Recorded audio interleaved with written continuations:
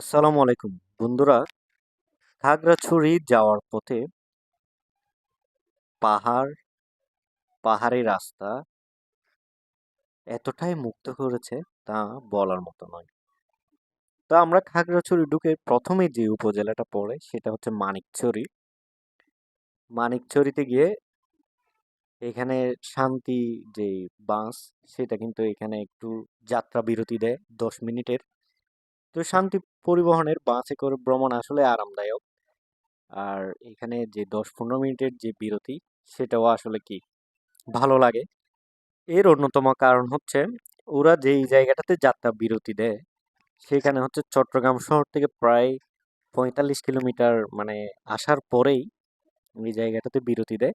এবং এইখান থেকে প্রায় 60-65 কিলোমিটার কিন্তু আরো যাত্রা করতে হয় এই খাগড়াছড়ি শহর পর্যন্ত যেতে হলে।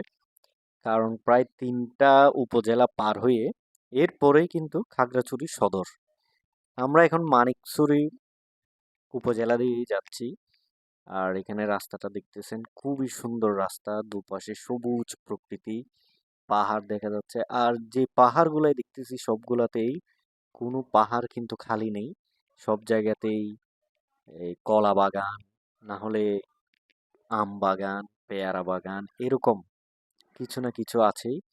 কিছু পাহাড়িদের ঘরবাড়িও রয়েছে রাস্তার পাশে, কিছু দোকানপাট রয়েছে। দেখতে কিন্তু ভালোই লাগতেছে।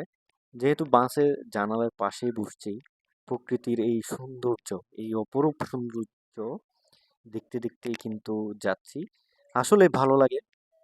মাঝে মধ্যে সময় হলে এরকম ঘুরতে বেরিয়ে পড়া উচিত সবারই। কারণ আপনি যত বেশি ঘুরবেন, যত বেশি এখানে সেখানে যাবেন, যত বেশি আল্লাহর সৃষ্টি দেখবেন, এই অপরূপ সৃষ্টি যত বেশি দেখবেন, তত বেশি আপনার হৃদয়টা বড় হবে, তত বেশি আপনার মন বড় হবে, তত বেশি আপনার সংকীর্ণতা দূর হয়ে যাবে। অন্যের সম্পর্কে ভাবার সময় কমে যাবে। প্রকৃতি নিয়ে ভাববেন, সৃষ্টিকর্তার এই অপরূপ সৃষ্টি নিয়ে ভাববেন।